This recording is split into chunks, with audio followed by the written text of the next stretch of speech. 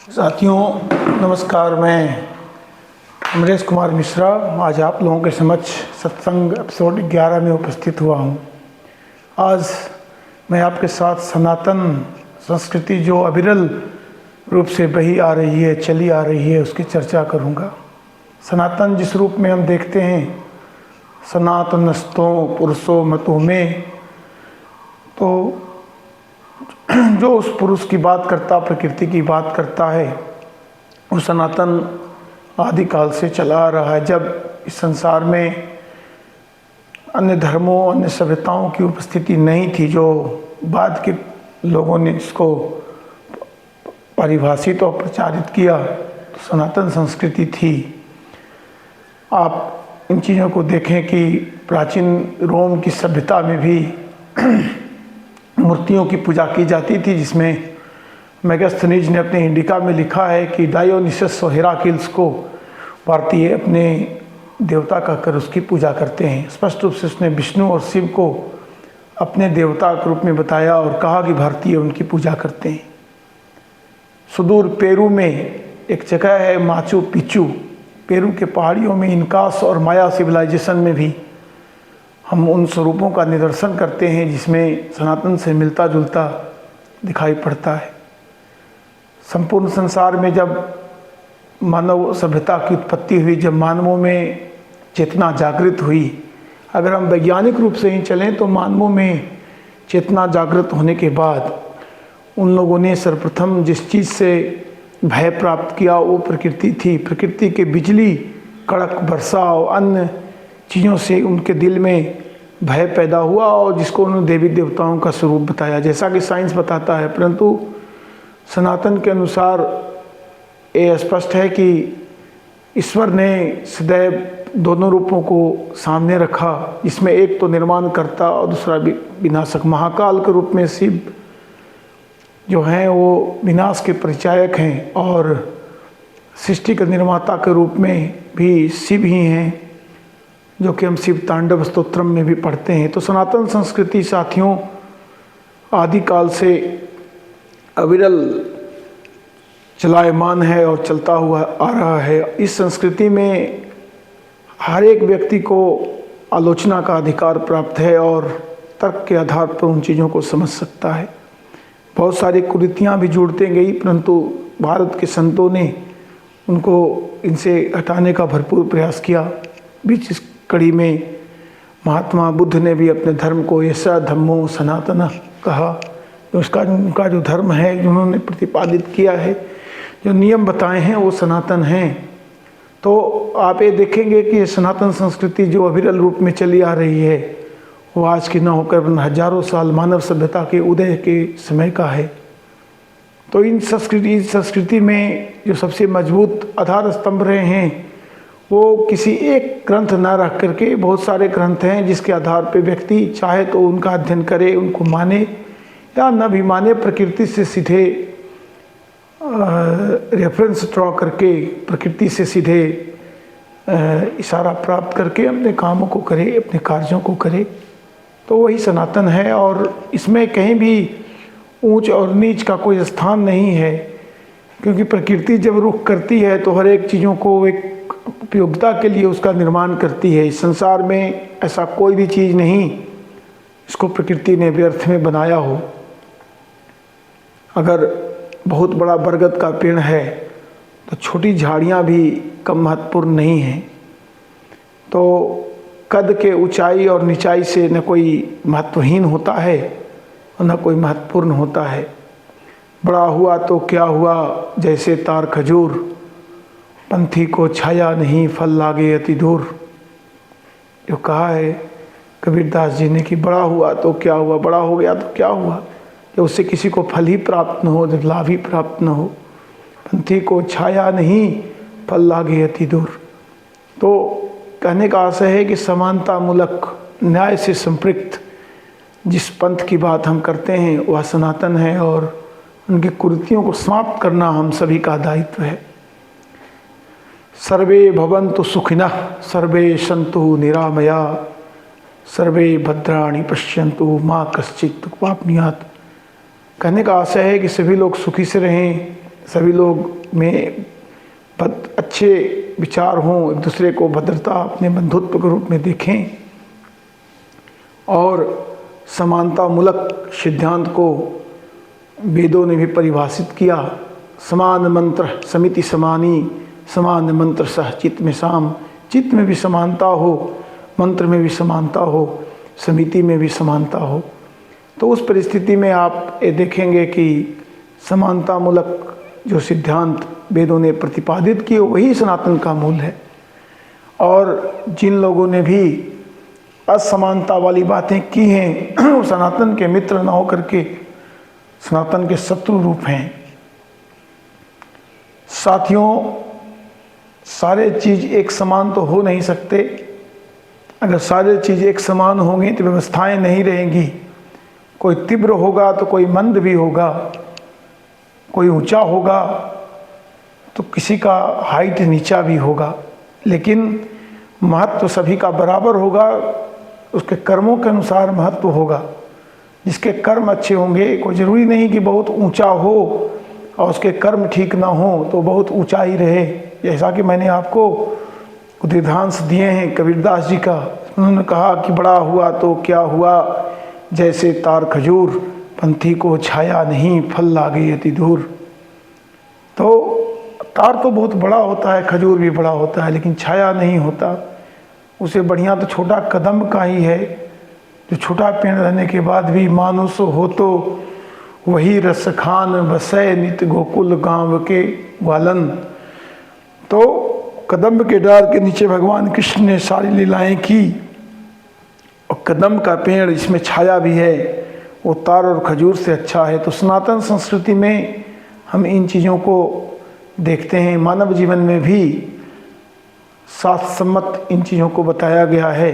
भागवत गीता में भी भगवान श्री कृष्ण ने लिखा, विद्या विनय संपन्ने ब्राह्मणे गविहस्तिनी सुनी चैव स्पाके च Pandita समदर्शिनः। They were subtle genius is that man who used to see equality in all affairs of life and all the entities of the world, even the smallest to the biggest, like the elephant and the dog, and like the ant and the elephant. So the similarity has to be seen. एक समानता तो देखे जाने हैं, और समानता मूलक समाज जिसमें एक दूसरे की प्रतिष्ठा हो, वह कौन है उससे ज़्यादा महत्वपूर्ण वह क्या कर सकता है। जिस दिन भारत के समाज में यह सोच व्याप्त हो जाएगा, उस दिन भारत का समाज और भारत देश पुनः सोने की चिड़िया के रूप में अवस्थित होगा। इतिहास के साथ उलटफेर करके साम्राज्यवादी इतिहासकारों ने भारतीय संस्कृति को विलोपित करने की चेष्टा की है, और कुछ षड्यंत्रकारियों ने मानव में भेद करके जिस प्रकार के चीज़ों को सामने लाया है वह अत्यंत घृणित और उसको हटा देने की आवश्यकता है। भारतीय समाज में कोई भी ऊंच नीच की बात जन्म आधारित किया जाना एक जघन्य अपराध है, और यह शास्त्रोनुकूल भी नहीं है। सारे शास्त्रों में जो सनातन संस्कृति के महान शास्त्र हैं, जिनके उद्धृतांश में बार बार देता हूँ, उसमें इन्होंने बार बार ऊंच और नीच की बात कही ही नहीं, और उन्होंने समतामूलक समाज की बात की। और जो उच्च कुल, जिसको अपर कास्ट या अपर कास्ट नहीं अपर क्लास कहेंगे, उसकी जो परिभाषा भगवान श्री कृष्ण ने दिया, उन्होंने क्या दिया यह समझने की आवश्यकता है।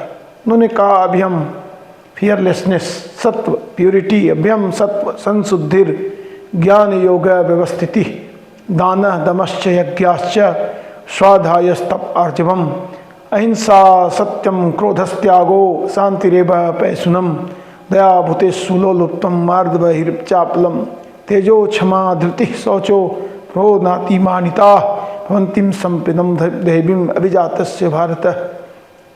The qualities of the people who are called Abhijat or upper is fearlessness, pridelessness, humility, and chastity and charity, and love to all, equality, fraternity, and brotherhood, and kind of controlling all the senses of life. Those people who are having such qualities can be called upper or placed on higher rank.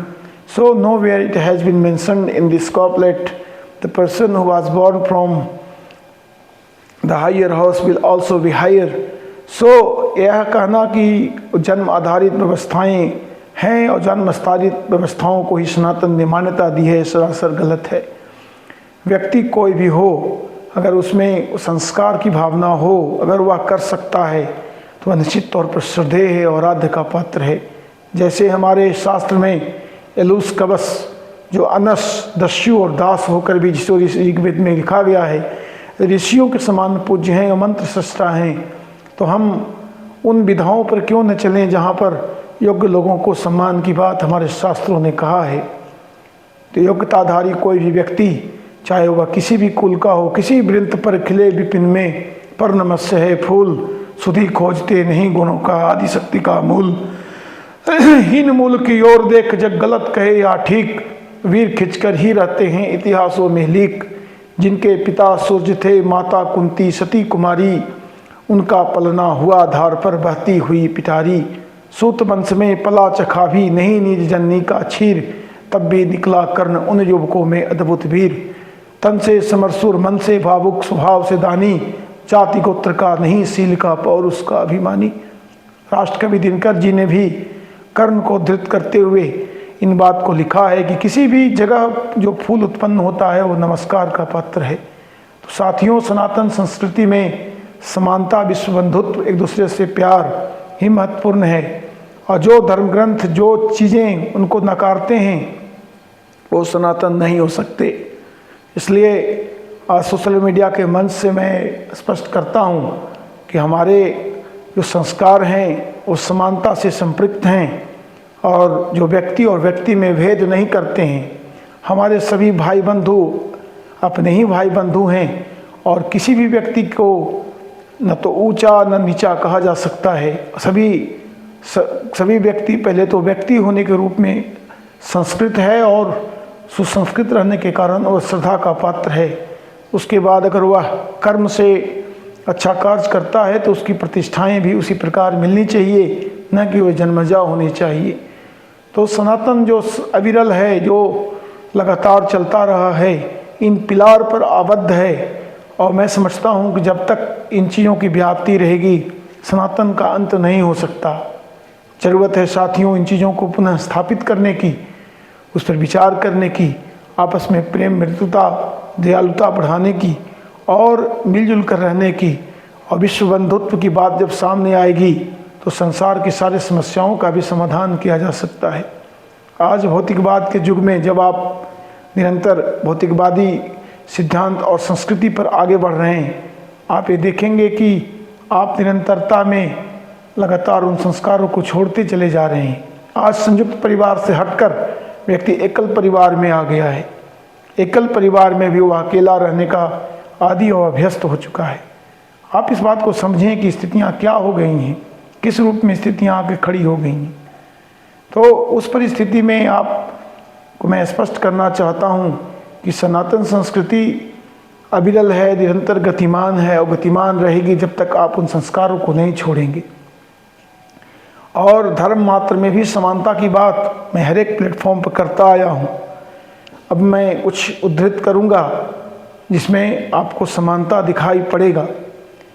हिंदुओं की मृत्यु हो जाने के बाद लोगों में क्या स्लोगन है, राम नाम सत्य है। मतलब यह राम के नाम की सत्यता की बात सनातनी हिंदू मृतक को ले जाते हुए कहते हैं। मुस्लिमों में इन्ना लिल्लाहि व इन्ना इलैहि राजिऊन, that person belongs to Allah and returns to अल्लाह।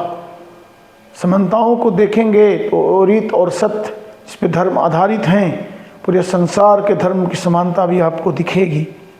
धरती पर बीच में बटा हुआ पुरुष आपस में झगड़ता हुआ और वह उन चीज़ों को नकारता हुआ जो कि स्वयं धर्म ने स्थापित किए हैं, धर्म के नाम पर संघर्ष करता हुआ निरंतर दुख के मार्ग पर अग्रसर है। अगर आप देखेंगे तो सभी धर्मों में समानता का पुट आपको दिखाई पड़ेगा। जिस प्रकार से भाषाओं की समानता है उस प्रकार धर्मों की भी समानता है। साथियों, सर्वधर्म संभव, सभी व्यक्तियों में संभव, सभी लोगों में समानता, परिवार में एकता और बंधुत्व की प्रति स्थापना, लगातार होती रहे, इसका प्रयास करें। और मेरे द्वारा इस सत्संग एपिसोड में भी इस प्रयास यही है कि आपके समक्ष मैं उन संदेशों को पहुंचाऊं जो हमारे शास्त्रों में इन आशय को लेकर लिखे गए हैं, और समाज से कुरीतियों को दूर करना और आपके साथ खड़े रहकर इन चीज़ों को प्रचारित और प्रसारित करना मेरा ध्येय है। अगर मेरा यह अभिभाषण ठीक लगा हो तो चैनल को लाइक करेंगे, सब्सक्राइब करेंगे। साथियों, तब तक के लिए इजाज़त दीजिए। नमस्कार, आपका दिन शुभ हो।